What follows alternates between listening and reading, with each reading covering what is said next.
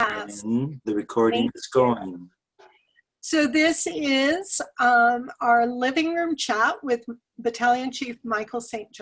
And this is one in a series of living room chats that have been going on, and this is the first one that is really dedicated to the Tam Valley community. And so we're so excited to see so many people who registered from Tam Valley. The information will still be very relevant to those of you who are from other parts of the area, but we are going to be talking about some of the specific questions and concerns in Tam Valley.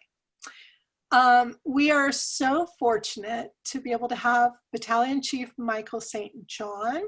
Recently retired several years ago, but Michael's been wonderful about coming back and helping us with these living room chats, and he's just an incredible source of information. So a little bit about Michael. He's been a resident of Marin County for over 50 years, and he is a second generation firefighter. He's the son of volunteer firefighters, and he began his fire service career in 1985. Starting as a firefighter, he was promoted to captain and then to battalion chief. He's been actively involved throughout his career in hazmat, as well as in search and rescue. So Michael has seen it all. He's a wealth of information, and I know that you will really enjoy hearing what he has to say this evening. So Michael, take it away.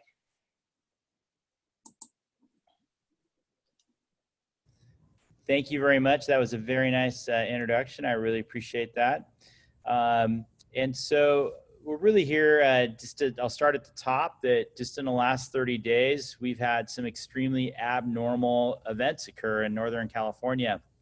Areas that don't typically burn, such as the coastal redwood areas, we saw burn very readily in Santa Cruz County as well as Sonoma County. Those are kind of fires east of or west of 101 that happen a lot less frequently. And we saw a very unusual event where we had some really dry weather, and then we had a lightning siege on a scale that none of us have seen in the Bay Area in our lifetime. A very abnormal event, and this lightning siege spared Marin County, although we did have a couple strikes, one on the Zigzag Trail in Cascade Canyon and Mill Valley. And we were fortunate that in our little area, we got enough moisture that kind of kept it on the ground, and it didn't take off like it did in many other locations, you know, around the greater region. We've been lucky and we've been spared. Right now, some of the largest, three of the largest fires in modern history are burning in California in the northern complex in Mendocino National Forests. That's burning towards 101. They're starting to get a handle on it. The fire up that burned out of Bucks Lake towards Oroville. We have actually people from Mill Valley and Southern Marin on that right now, and then multiple other fires around the state. Really unprecedented activity, and all eyes are really focused on this weekend where we have a big warm up and an offshore wind event. We don't know how strong it's going to be, but you know, we're in you know, a potential threat again this weekend as we get an offshore wind event with high temperatures. Michael, we've had quite a few added since you started your presentation. If anyone has any questions, please put them in the chat and we'll get them either during the presentation if they need to be answered right away, or at the end. Mike, when you see the circles, turn that. Okay, Michael. So as Ron Vidal said, our former EPC commissioner, there are no guarantees in life at all, but we're trying to do is improve our odds. In Tam Valley, if you look at historic pictures of Tam Valley, it was largely grasslands throughout the area with, you know, scattered bay trees and oak woodlands. But Tam Valley's never had as much vegetation in it as it does today. And that was because the Miwok Indians routinely burned the area, you know, throughout the last, you know, time that it was occupied. And we accidentally set a lot of fires that we got much better at putting out, you know, in this century. And so We're doing a lot more just in the last year or two or three in Tam Valley. There's more work to be done, and it's going to be a partnership. And I think with Measure C, we'll be able to still accomplish even more work. So the presentation objectives tonight are to cover our changing fire conditions, talk about how fires move, and also talk about the importance of defensible space versus a new term we want to introduce, which is survivable space. So do we have a 100-year wind event or the other 99 years?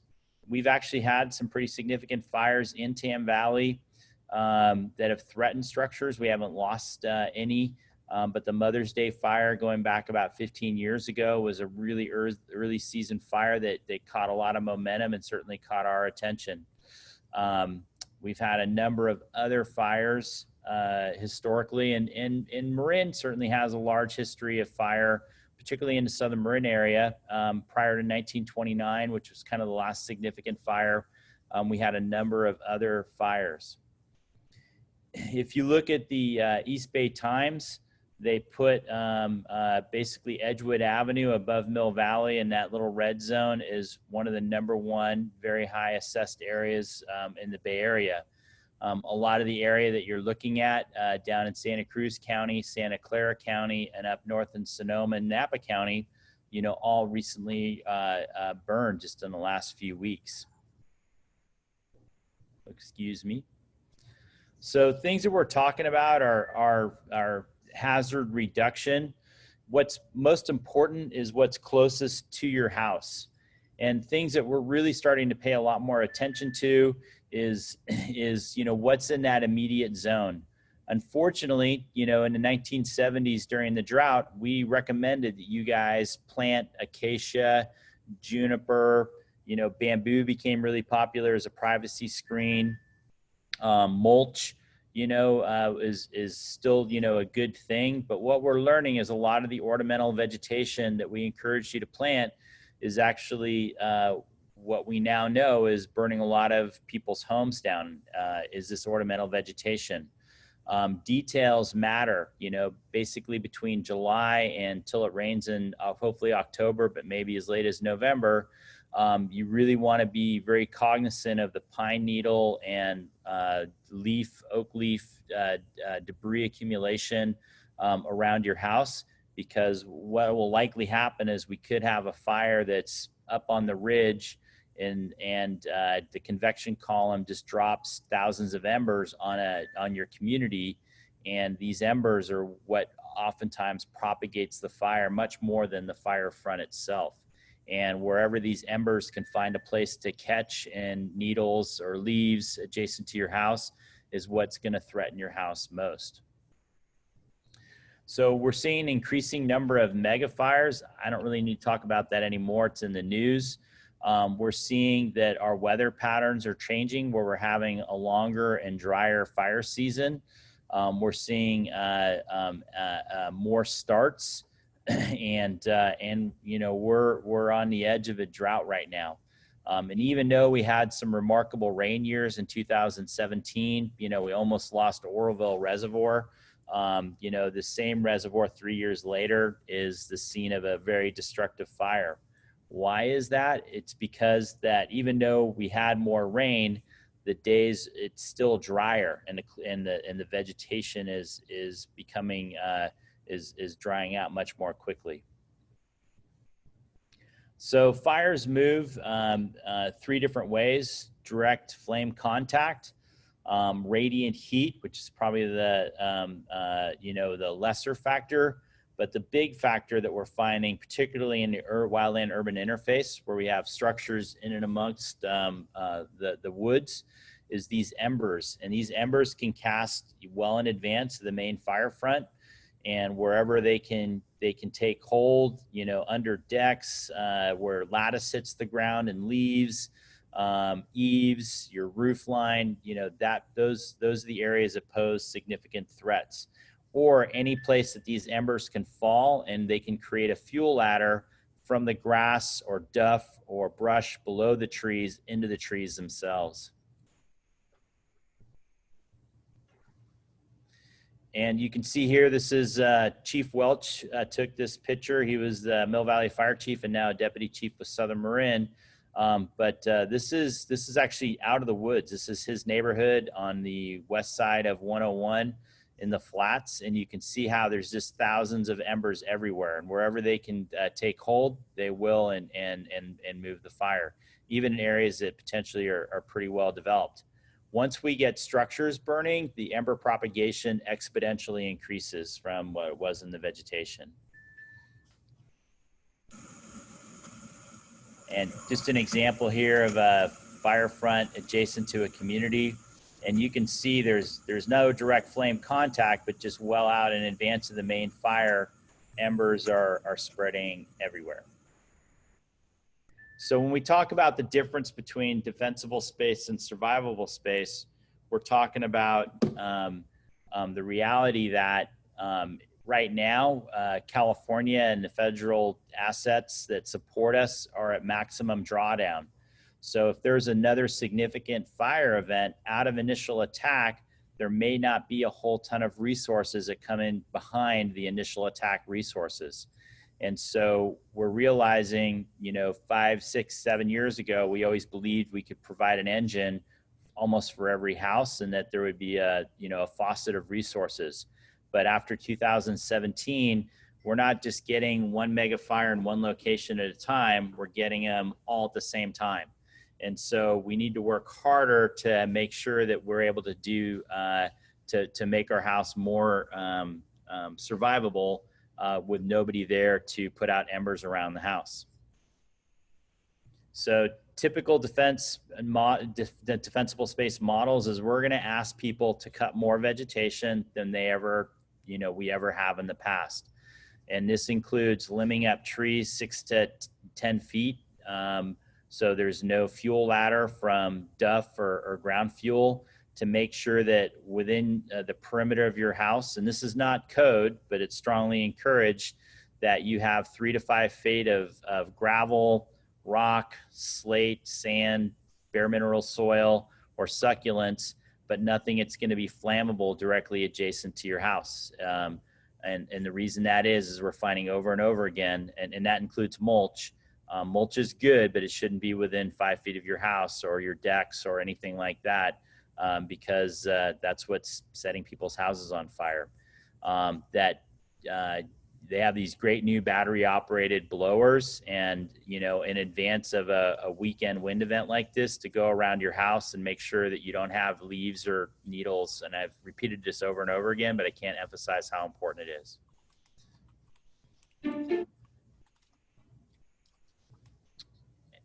So these are just some examples of homes in significant fire areas that had that 3 to 5 feet of defensible, bare mineral soil. There was no fire engines that were available to protect these homes.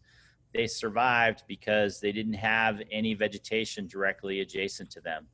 And we saw just great examples. This is a car fire where people that had just nothing right next to the house, their house survived without any fire equipment needing to be there, where many other homes were consumed.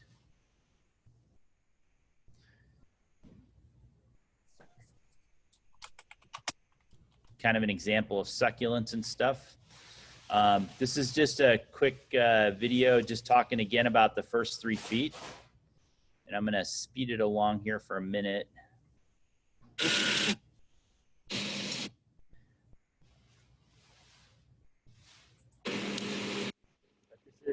Pretty standard of how your house might be. And you can see they only have duff right next to the house, and it's going to catch and take hold.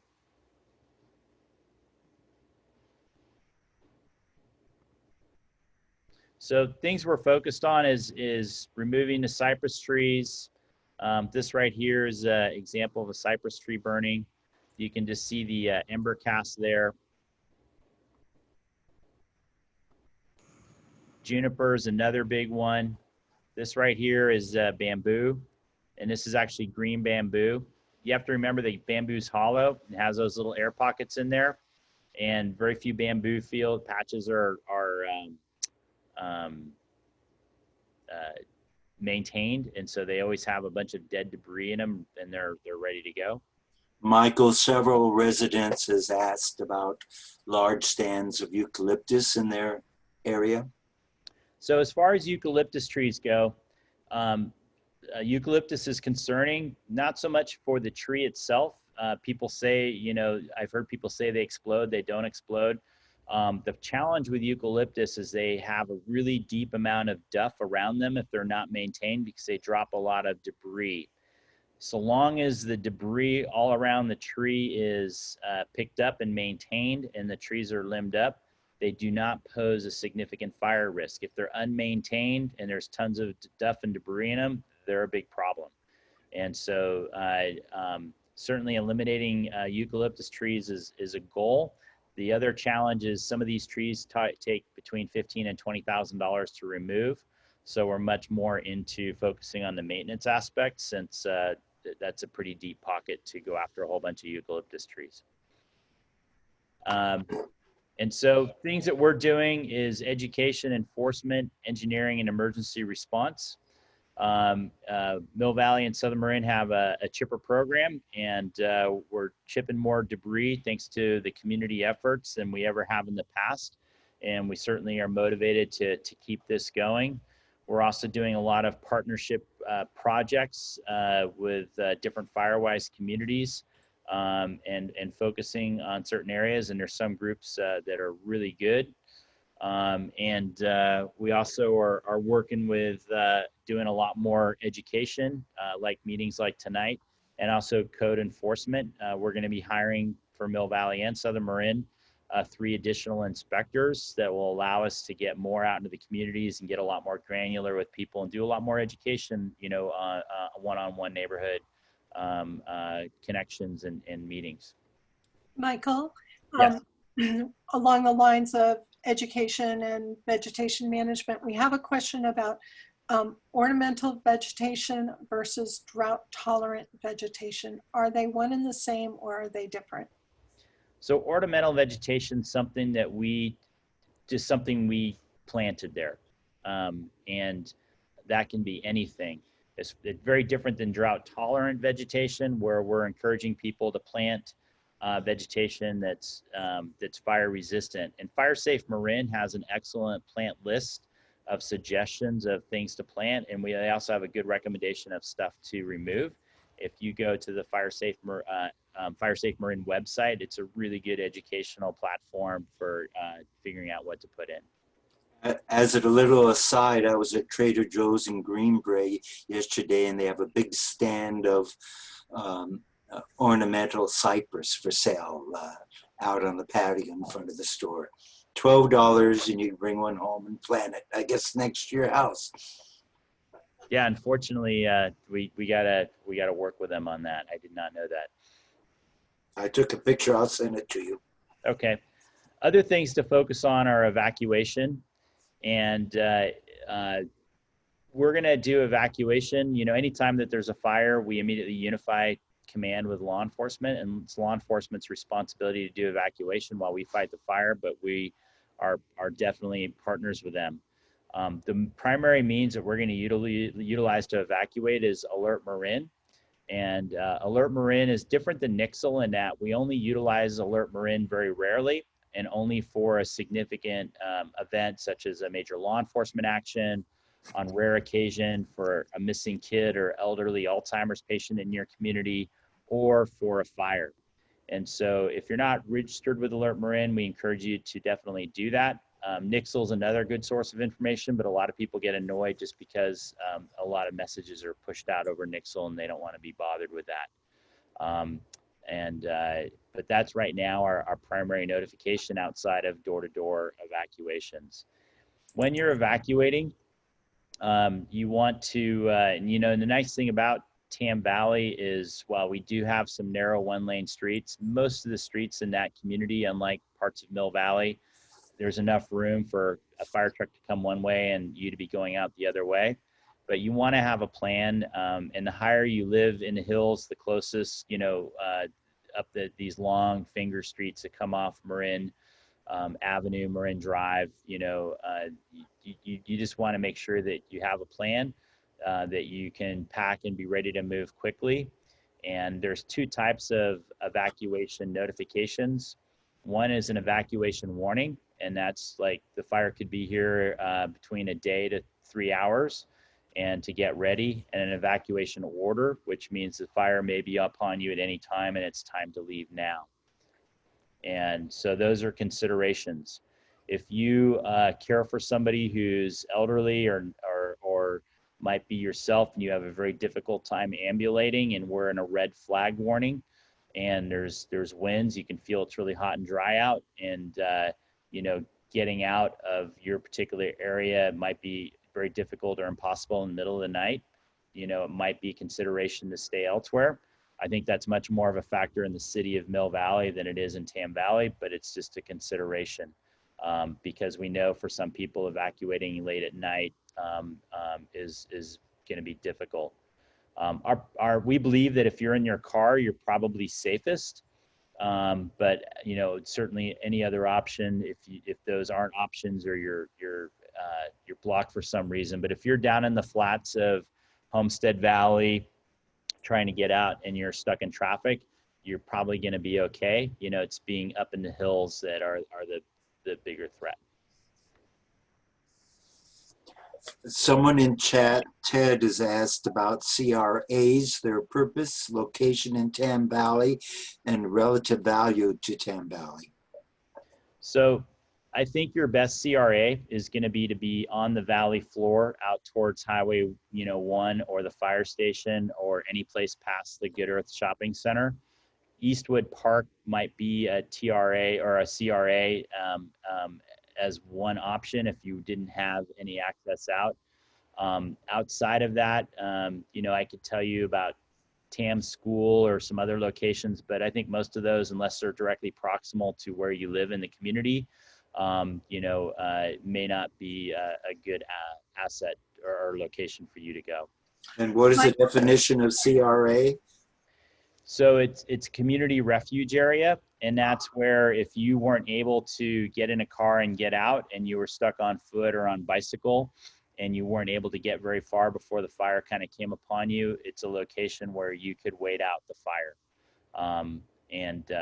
But I believe, you know, most days, as long as you got down to the valley floor and you stayed on pavement, you know, you're going to be okay. One thing to be really cognizant of, particularly, you know, for those people that live up, for example, Marin Drive up high in the hills, is just if you end up finding yourself needing to walk out for on a really bad day, just be really aware of traffic, because we've seen multiple times when people are, you know, driving out of evacuation zone, they drive like maniacs, and so cars are, you know, getting hits of consideration as you are careful to evacuate. And then for everybody else, if you are evacuating by car, please go slow, take your time, you're gonna be okay. Tam Valley is not paradise where you're gonna find yourself driving through walls of flame. It's very different, and I think we're in a much better position down here than people in some of these other communities. Someone through email asked about the siren system. Is there one in Tam Valley or one planned for Tam Valley? The speaker siren? Yeah, so they're planning an LRAD system for Tam Valley, I believe. I don't have many details about what that looks like, and I can get those if people are interested. We've certainly noticed in Mill Valley that only about half the people can hear it. Just because with houses the way they are today, they're sealed up really good for sound, which is for insulation. So if you have a more modern house and your doors and windows are closed, there's a good chance you're not going to hear it. So I go back to making sure you're signed up for Alert Marin to get those notifications via your phone. Another thing is if it's a red flag warning day, many of us silence our phones at night because we don't want to get interrupted. The only days that you were going to get a really significant fire event, most likely in the Tam Valley area, is during a red flag warning. And so if it's a red flag warning, we recommend not silencing your phone that night. Michael, we have another CRA question, and we have a couple of questions lined up. Do you want to hold them, or would you like to answer them as they're coming in? Nope, let's do it right now. Let's answer them now. Okay. So the next CRA question is, what is a CRA? And then is the pavement on Panoramic a good CRA? So any place that you're on pavement is, and I've been in a ton of fire, that on most days, if you're walking out on pavement, you can have a lot of fire on both sides of you, and you're going to be, in a fairly good position to keep moving downhill and just head out towards, the Gooder shopping center area. Panoramic Highway may or may not be a good place, only because there's a lot of people that are going to be transporting out of there and fire equipment coming in, and being on the road may not be a safe place to be in those driving conditions. And what we're looking at is, we call it a temporary refuge area. And this is a place where there's, paved or grass or big open area without a lot of vegetation, where the fire can be burning around you, but you're in a safe spot. So any place that there's a schoolyard, a large paved area of any type at all, parking lot of any type, or a park like Eastwood Park, those would be areas, or even a large lawn of a house, those are areas that could be temporary refuge areas. Thank you. So we have a couple more. Let's see, this is more along the lines of evacuation. Where should we walk to avoid gridlock? We are on a hill. So if you are in gridlock on your hill, and I would stay in your car as long as you can. Your car is actually very fire resistant, particularly if you're on pavement. And I think if we are evacuating, you're more likely not to be stuck on gridlock on the hill, but down closer into the flats. And if you're in the flats in gridlock, then you're probably going to be fine. Traffic will eventually move along. If you do find yourself in gridlock on a steep hill and there's not a significant amount of fire around you, you're good. And if you see like fire conditions deteriorating, then you may want to get on foot and move. One suggestion though is to move your car off to the side of the road, so other people can move past your car eventually if necessary, instead of blocking the road with your car. But I think in Tam Valley, that would be a very, very bad day for that actually to occur. And I think most days, not the whole community is not going to be affected at once, and we'll have time to get everybody out. Another question, Michael, is can you share some details of the vegetation removal taking place on the GGNRA? And what else will Measure C help with close to Tam Valley? So Measure C is going to help us with doing more aggressive inspections to make sure everybody's doing their part to make the community safer. It's going to give us more money to do chipping and special projects. I'm actually meeting with the National Park Service week after next to discuss and get more knowledge about what they're going to do in their direct adjacent areas. And I think what's very important to remember though is what's closest to your house matters. Where I've talked to people that don't have great vegetation management in their own yard, but they're worried about the National Park Service land a quarter mile away from them. And I really want people to focus on what's immediately around your house and adjacent to you in your 30, 50, 100 and 200 foot zone. But the National Park Service has a large boundary area, pretty much that surrounds Tam Valley. And certainly they have property that is within 100 or 200 feet of people's homes. And we'll be getting more information about that. And I also encourage you to reach out to the National Park Service directly, because as residents, in some ways you might have just as much or more pull, it's government, squeaky wheel gets the service. And the more they hear that, the more responsive they're going to need to do. And, because they need to be responsive to community concerns, just like us. Michael, here's another one that has to do with adjacency. Homes on our street have had fire inspections. Can I assume that neighbors with cypress, etc., have been given that as a flag/action item? So right now, this is a community education process, and so I can't make people remove cypress unless it's dead, but we're encouraging people to remove it, so these things are evolving, but we're right now on the community education. But certainly, if you have dry grass, brush, tree limbs adjacent to the house, tree debris, needles on your roof or around your home,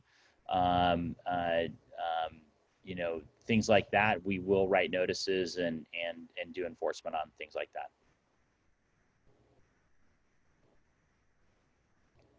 You're silent now. That's all our questions right now. Okay. Oh, wait, one more just came in. Will the NOAA, NOAA radio channels have fire evacuation alerts? They do not. So your fire evacuation alerts may come via the media. They will come via Nixle. Nixle's kind of the first thing is our go-to if you really are concerned about it. Sign up for Nixle for the Sheriff's Office and Southern Marin Fire Department and Marin County Fire Department, and then alert Marin, and then door to door, and just pay attention. If you hear a lot of sirens and you smell smoke, stick your head outside, see what's going on. Please do not call 911.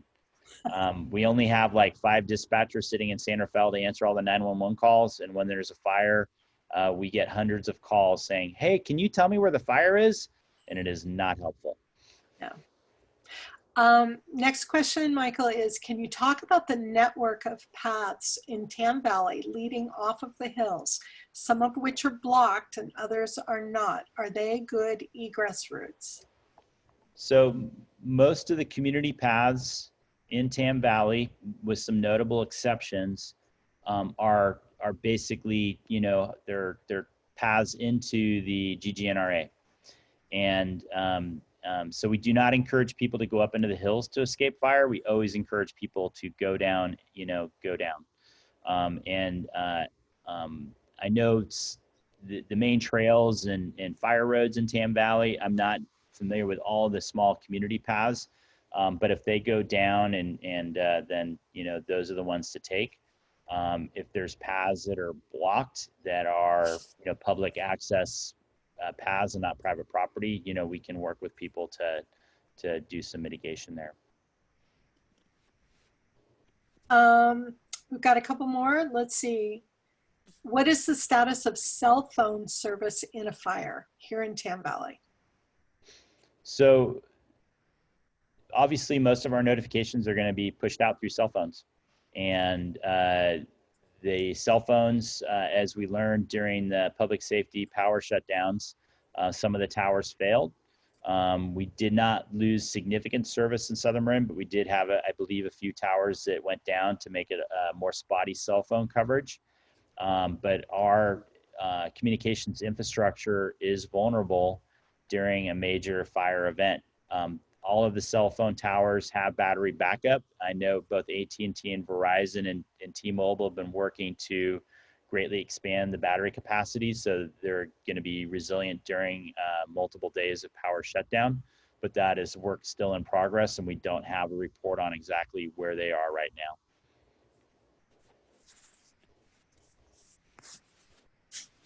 Next question is, does the 3 feet distance apply to wood porches as well as homes? For example, a wooden front porch that goes out 10 feet from the house and has a tree, a problematic tree next to it. Yeah, so if you have a deck, you want to make sure that everything under the deck's cleared out, that there's no wood piles under the deck. And if you have trees with limbs that are smaller than your wrist going within 10 feet of the deck, they should be cut back. The small leafy branches is really what you want to focus on. That's what's going to carry the fire. The trunk won't carry the fire, the big limbs won't carry the fire, but the small leafy branches, whether it be an oak tree or a bay tree or a pine tree, you know, those are the areas that you want to make sure are limbed well away from your house by 8 to 10 feet, as well as any decks or things like that. Next question is pine beetle a risk causing dead trees? And if yes, is education going out on when to prune? So pine beetles are a concern, and a lot of the pine trees that are planted in the Tam Valley area were put in the 60s and 70s. And the challenge is they're reaching their lifespan. So we're getting a ton of dead pine trees all over. Part of this is due to drought. Part of it may be beetles. But at the end of the day, it's a good idea not to prune your trees now, but during the winter time when they're more resilient towards beetles. And so if you're doing tree trimming for pine trees, yes, you want to do that after November. Okay, go ahead. We're out of questions for the moment. Okay, I think that's all I had. I think in the chat, if you could share my email if you have it, people are welcome to reach out. And if you want one-on-one home inspections, we will do our best to come out and see you. Great. Bob, can you put that in the chat, Michael's email for everyone? Yes, I will.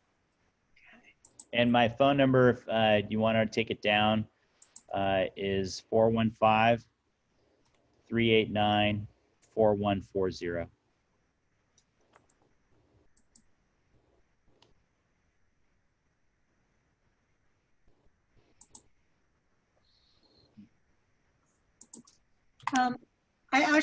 I'm sorry, I just saw there were a couple of questions that came in with people's registrations. One of the questions was from someone who lives on Browning Street, so that's pretty far back in the valley. My neighbors are wondering if they should try to walk out of the neighborhood due to the incredible traffic jam in the event of a mass evacuation and limited exit roads. So my answer is it depends.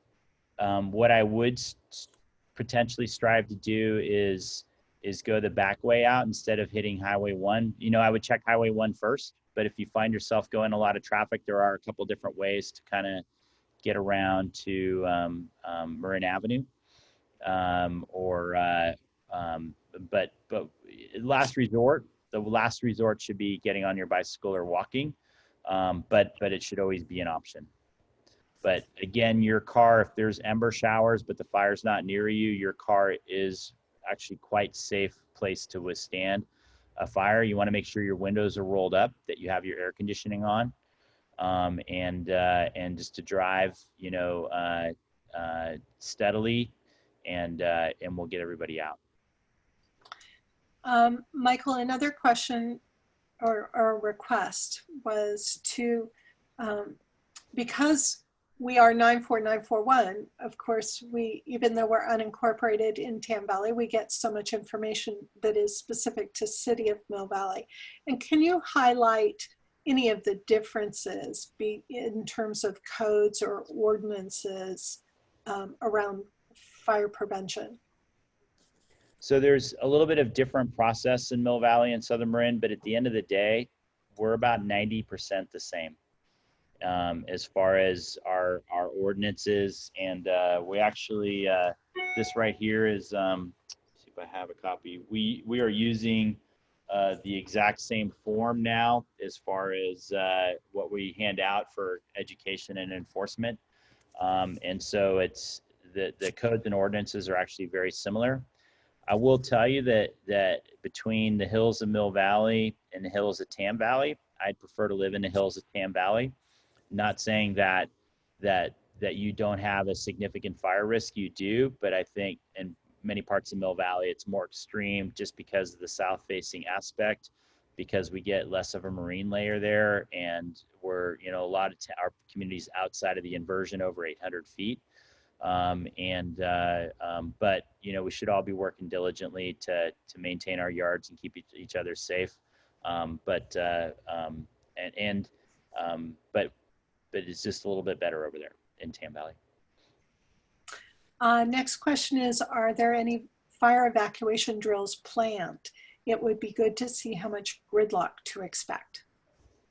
So the challenge with doing fire evacuation drills is on the best day ever, we only got 18% community involvement. We have done multiple drills in the Tam Valley area, but I don't think it would be achievable just due to the lack of community participation to ever see what that's really gonna look like. But again, the good news about Tam Valley is there's two-way accessible roads in most of the areas. There's a lot of room for traffic and there's multiple ways out. So I think you're better off than other locations in Marin County for evacuation. Next question is, should we buy survival blankets? If there is a swift fire, I'm afraid we're not all going to get out, as we've seen recently in other communities.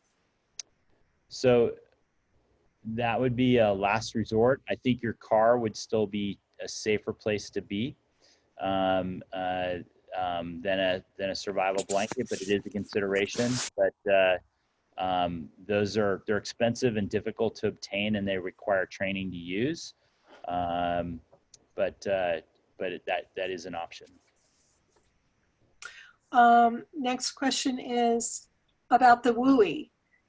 Nationally, we hear a lot about building on the WUI for wildland urban interface because of the housing crisis in California. But our houses are 100 years old, yet most of us are in the WUI.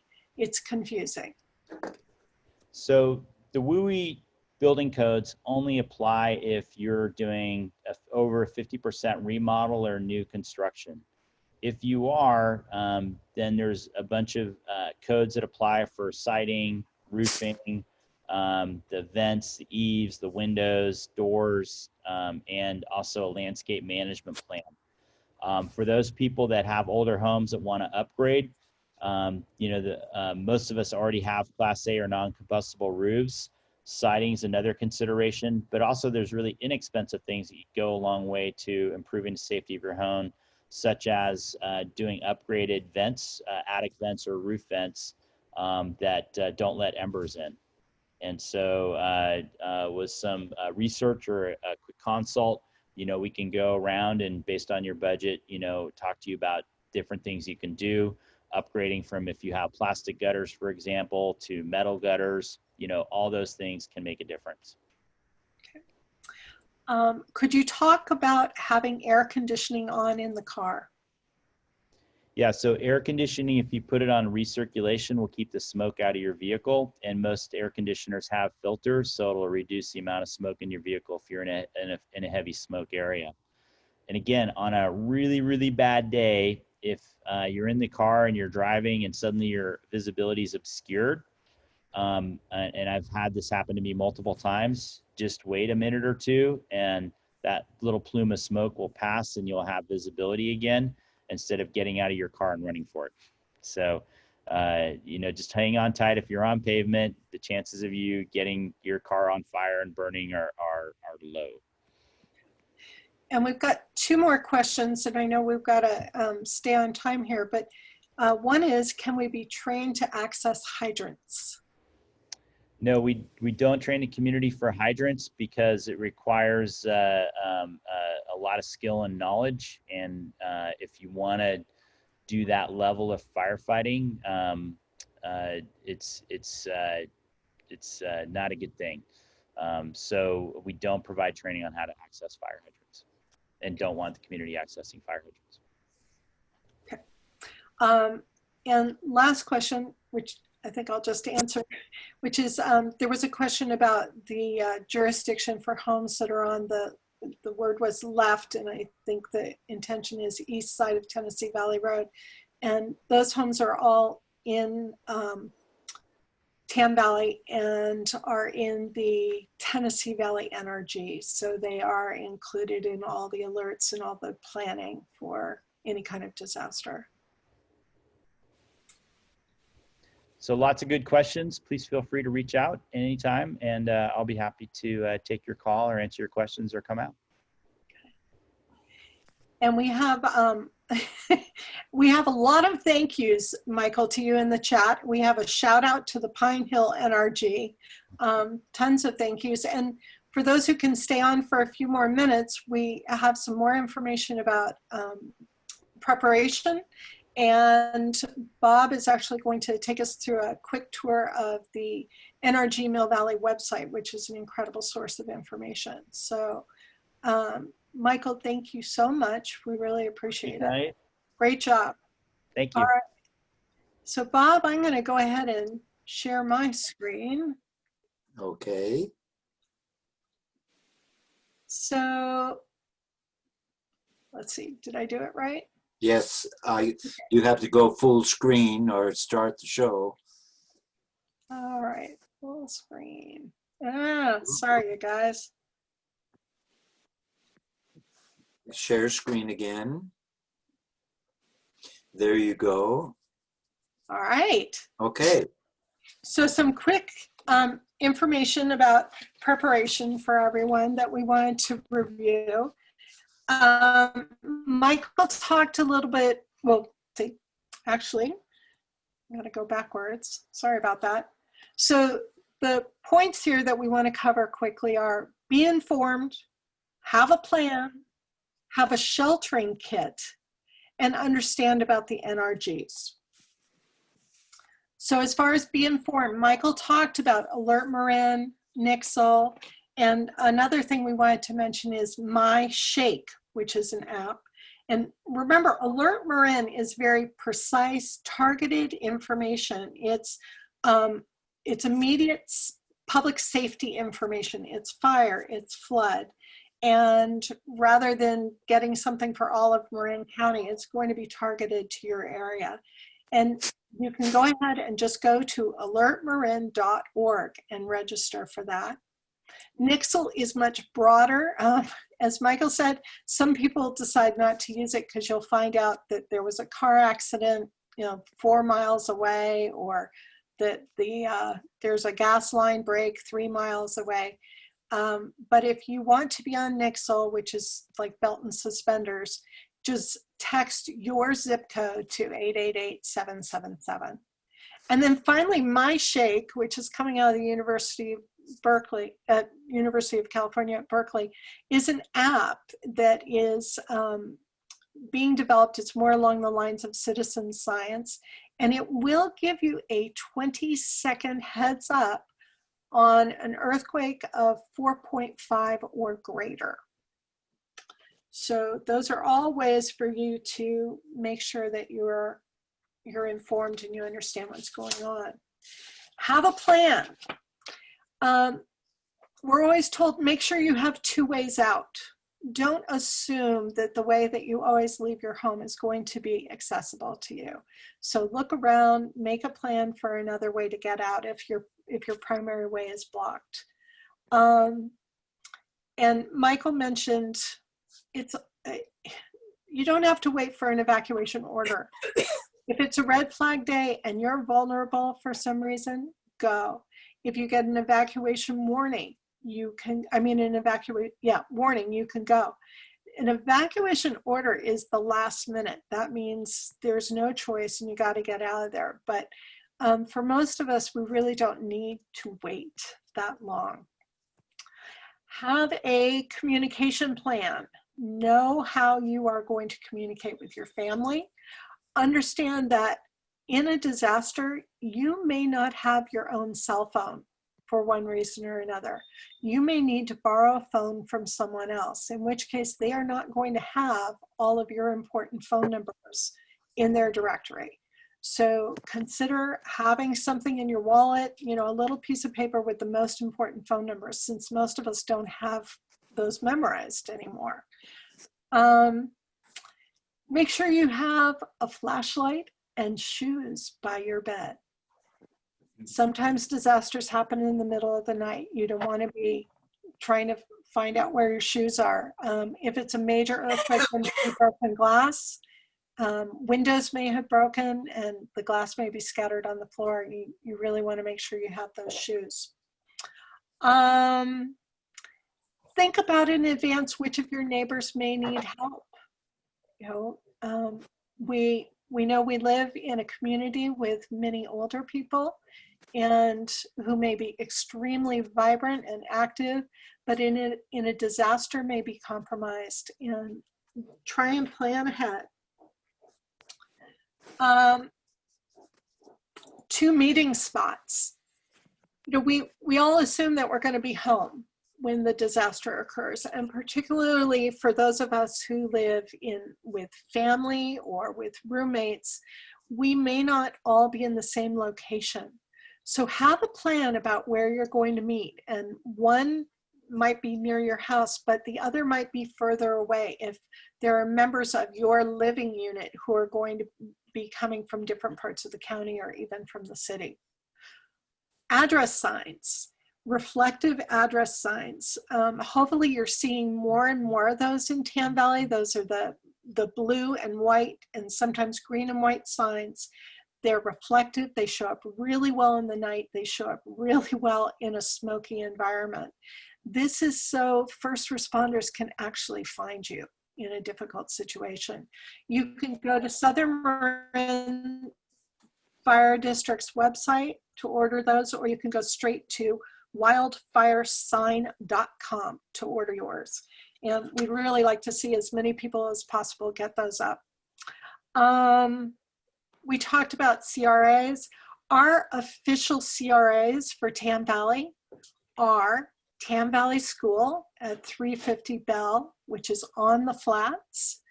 For those who are up on the ridge between Tam Valley and Mill Valley, like particularly those in the Pine Hill NRG, Mount Tamalpais School is an NRG. They have a large athletic field and a large parking lot.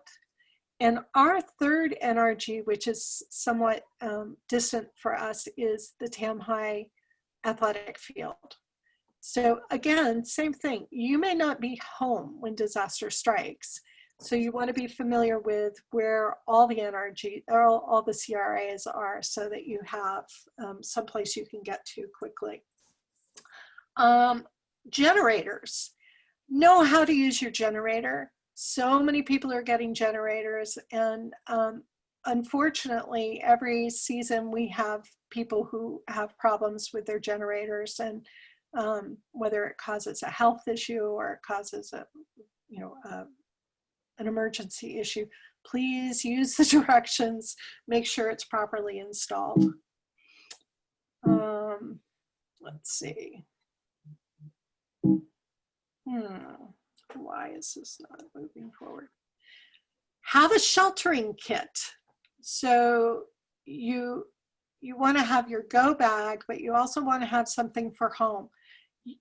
In a major earthquake, where roads are disrupted, firefighters, first responders are not necessarily going to be able to get to us for up to 5 to 7 days. Make sure you have enough non-perishable food and water. And the advice is 1 gallon a day per person in your household. Make sure that your sheltering kit has food and water for your pets. Make sure you have flashlights, first aid kit, headlamps, lanterns, battery operated radio, and a great resource to go to get a list of things that can be in your sheltering kit is readymarin.org.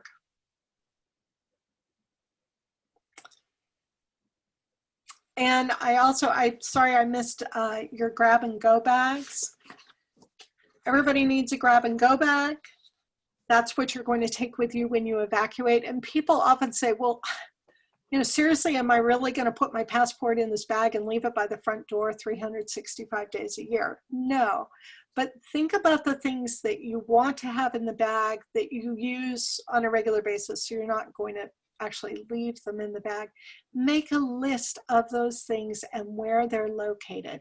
Put that in the bag, so that in a disaster, you have to evacuate immediately. Run to the bag, pull out the list, say, oh yeah, my passport, my eyeglasses, my prescription medications, my small denomination bills, cash, and make sure that you have a bag for every single person in your household. And we also want to touch on the NRGs. Many of you attending tonight are block captains. I see all these great names of people who have stepped up and volunteered to be block captains. Remember, the NRG, the whole premise of them is that this is neighbors helping neighbors. No one is forgotten. No one is left behind. The NRGs are proven to strengthen the connections among neighbors and increase resiliency. So our outcome is more optimistic the more connected we are with one another. Tam Valley has 11 NRGs, and many of you have seen this map. You can look at the map. It's on the Tam Valley NRG website, and you can find your street. We're also very excited because we have an incredible volunteer, one of our neighbors, who has been working with us with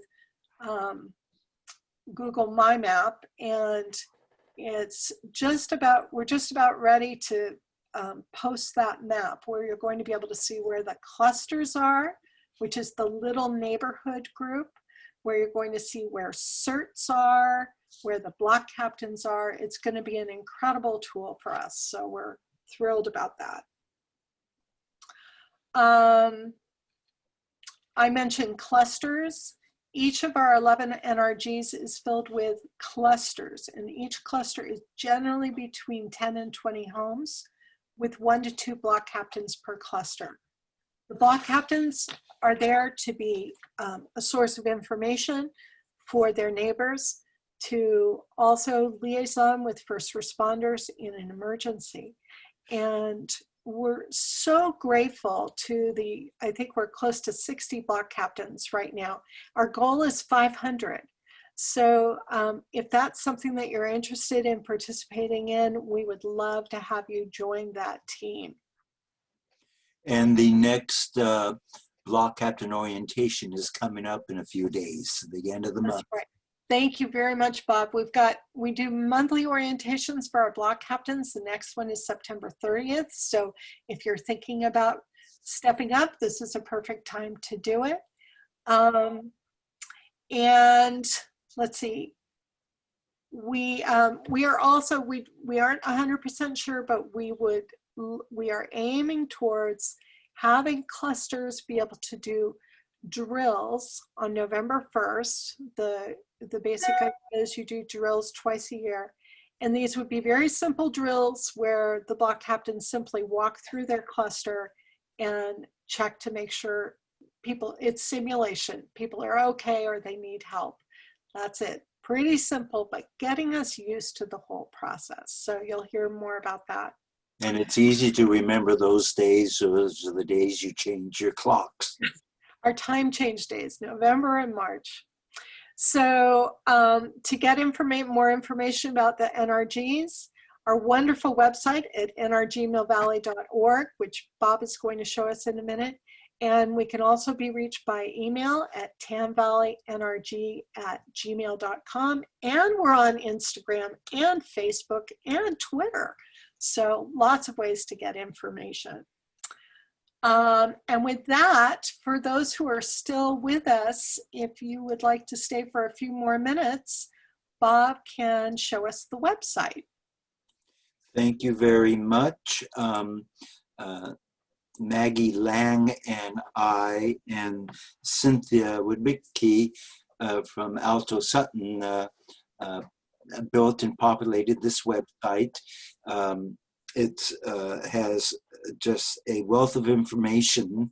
Some we borrowed from NRG Marin, which is the Green Bray, Larkspur, possibly Kentfield area. They've had NRGs for over 9 years. So we're a little behind them, but we've taken a lot of information from them. I won't do a in-depth tour here. The homepage shows the different NRGs in the Mill Valley zip code. That includes Strawberry and your very own Tam Valley and areas. I live in Alto Sutton near the freeway on Blythedale, but 2/3 of our NRG is in the county. And approximately 35,000 people live in these areas. Assuming that there are an average of 2.5 people living in each structure, that is 14,000 structures. And assuming that an average, what Pam calls cluster, but what a lot of people call blocks, there would be 1,000 blocks of approximately 14 households per block. And at best, we probably have 120 block captains. So we are not very well represented overall in Mill Valley. Each, as you see here, like in most pages, this tells what the NRGs, what we're about, the organizers and volunteers that are moving this program along, what we're about. But this talks about you, because we are nothing unless we have residents who are willing to step up and volunteer and help organize in their neighborhoods. Those blocks that do not have block captains, there will be no response from our organization, and they may be overlooked in an emergency. So it's the kind of important. Each NRG, from the map down here below on the home page, has their own web page, and you may be familiar with the Tam Valley web page here, which shows the map that you saw from Pam and the different streets and those people who are on the steering committee. And here's a way to contact those people. The email address for that. Other areas are just starting. Scott Valley just started populated their page 2 days ago, and we put this up, and there's some in there that's pretty good with their blocks and whatever. But the majority of the pages here and the majority of the identified NRGs in Mill Valley are not very well organized yet. There's training information here. There are resources here. Maggie Land is very involved in the CERT program, and she's just starting to populate this here. The NRGs can do news posts, and they could appear not only on the news page for the greater Mill Valley NRG, but we could categorize the news posts and have them appear only on your NRG page. The recording of tonight's meeting will be put on the Tam Valley NRG page, so that you could either review it or tell your neighbors about it, and also possibly on the video page here. And this explains also the Fire Safe Marin program, which I think is fairly active in your area. So that's a quick review. Your homework for tonight's session is to go to NRG Mill Valley and review what's on here. We put a lot of work into this, and we hope you look at it and explore it. And with that, I'm stopping my share and turning it over to Pam again. All right. Thank you so much, Bob. And thanks to all of you who made it through the entire event. We're so appreciative of the interest that you've shown and the engagement. We really are stronger together, and you all are modeling for our community how to be engaged and to take care of one another. So we really appreciate it. If you have any questions, feel free to contact us at tamvalleynrg@gmail.com. or you can contact us through our page on the nrgmillvalley.org website. Does anyone have any last, oh, I'm so sorry. Jim, Jim Casper is here. We're very lucky to have Jim here. Jim is an incredible inspiration as far as Firewise. We've all learned so much from him. He has been the driving force between the Chipper days and the grants from Firewise. And Jim, did I lose you? Are you still on? I'm still here. There you are. Great. Jim, do you want to say a few words? I know you've posted a lot of good information for everyone, resources in the chat, but do you want to just say a few words about Firewise? Before I say anything about that, just for people's information, I have listed in the chat a number of links. I'm assuming that information can be shared with any of the attendees. I'll just highlight a couple of them. There's a video, a very good video on evacuation process. I would strongly recommend people look at it. It's a 1-hour video. What's important in that is that there's about a 6-minute section of a person who lived in paradise with the campfire, and talks about her experience getting out of paradise. And I think her reaction to what she experienced can provide you all with some useful information about what to expect and how she dealt with just getting through the evacuation, which was obviously very successful. There's also a short video listed